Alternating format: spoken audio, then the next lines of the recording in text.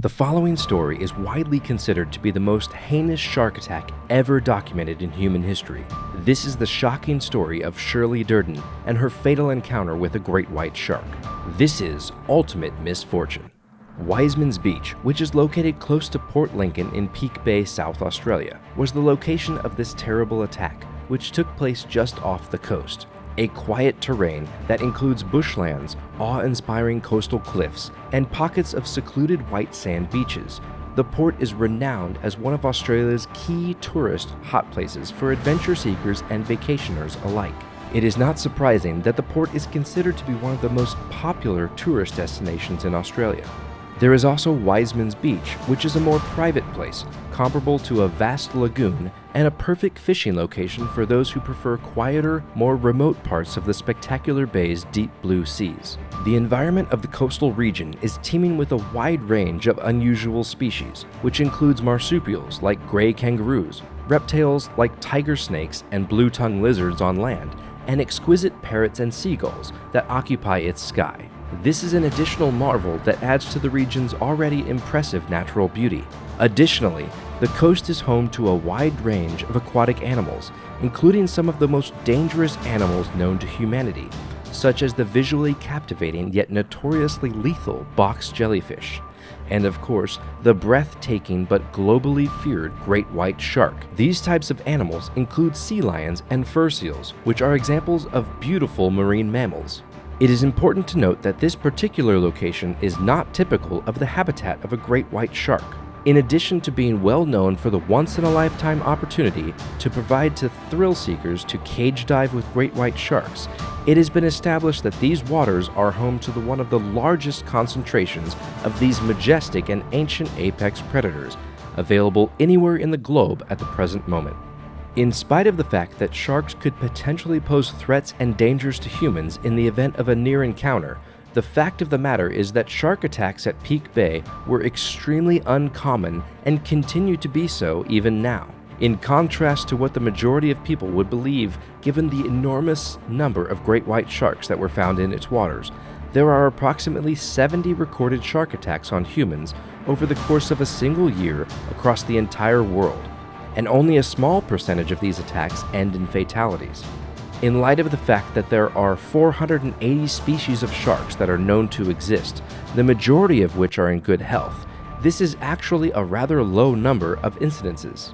Terry Manuel, who was 26 years old at the time, was murdered and eaten by a great white shark that violently attacked him while he was ascending from an abalone dive in January of 1974. This incident was the first time in 9 years that a shark attack had resulted in human fatality in these waters. Since the year that caused this attack, there had been no human fatalities in these waters. Shirley Ann Durdin, her husband Barry, and their 4 children had only recently relocated from a remote village in Australia known as Carcoo, which was around an hour's drive inland to the coast of Peak Bay. The pair, like many other people, had considered living by the beach to be a long-time dream of theirs. However, Barry's severe allergies to farm life made the relocation a no-brainer for them. They had considered living by the ocean for a long time. On March 3, 1985, the family made the decision to spend the afternoon at the beach with Keith Coventry, who was a close friend of Shirley and Barry's. During the time when the children were playing on the beach, the 3 adults were getting ready to go scuba diving for scallops. Shirley and Barry informed the children that they would be returning and that they would not be too far offshore. The adults did their best to get themselves suited up and equipped with their snorkels. The children, who were already far too engrossed in their beach games, answered in a careless manner by briefly nodding their heads in inattention and hastily saying their goodbyes. They were unconscious of the horrors that were about to occur. Following the collection of their scallops, Barry and Keith made their way to the shore, where they proceeded to patiently wait for Shirley to complete her search of the seafloor for additional scallops. Along with the children, the 2 guys engaged in conversations and jokes with one another, boasting about who had been able to catch a greater quantity of scallops than the other. Shirley, who was enthralled by the sights and the overall experience she was experiencing, suddenly became aware that she had gathered a significantly greater quantity of scallops than she had first intended to. She then began to slowly turn around and head towards the shore in the direction of her family. During its search for its next meal, a great white shark that was around 22 feet long and extremely hungry surfaced from the depths of the ocean's deep blue waters. It looked for moments with its jet black eyes and noticed low-frequency vibrations, utilizing its unique ability to detect such vibrations in the water, such as those from a wounded fish, which would immediately set off its curiosity to its greatest capability given the animal's hunger level.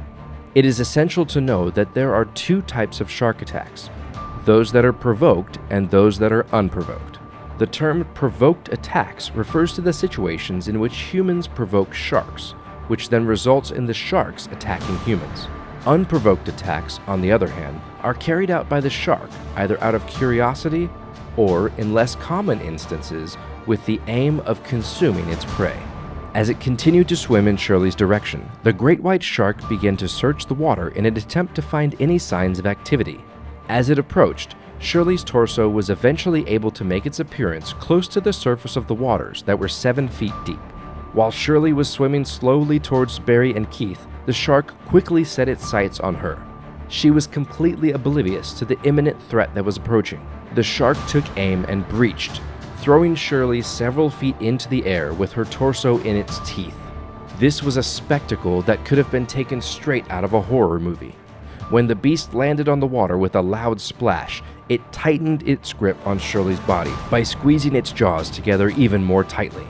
It then proceeded to crush Shirley's defenseless torso with its enormous jaws and enormous bite force. After that, it started violently moving its head from side to side, which is a technique that the majority of sharks employ to rip limbs, heavy blubber, and meat off of their prey. According to oceanconservancy.org, white sharks are one of the largest sharks in the ocean. They can grow more than 20 feet long and weigh more than 2.5 tons. That makes them the largest predatory fish in the world. Their bodies are designed for hunting.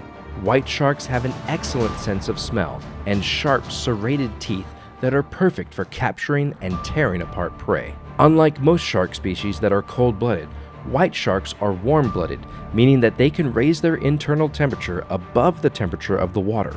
This allows them to have more energy to burst forward while hunting, and they can reach speeds of 35 miles per hour.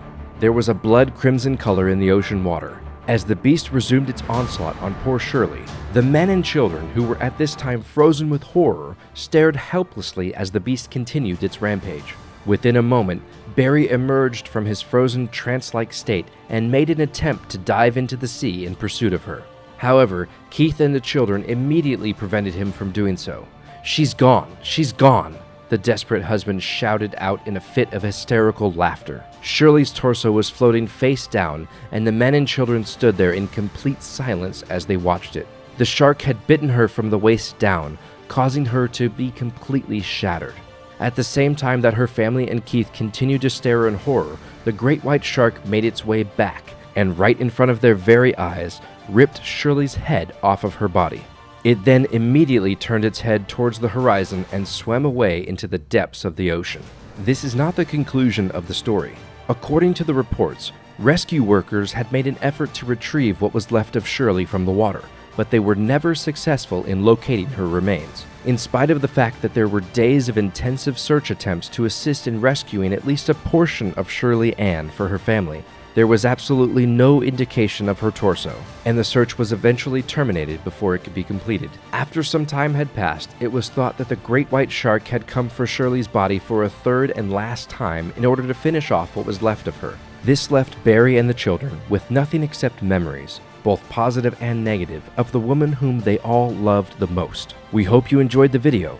Don't forget to subscribe, like the video, share the channel, and click the bell to get notifications. Tell us about your thoughts in the comments below. Thank you for watching Ultimate Misfortune.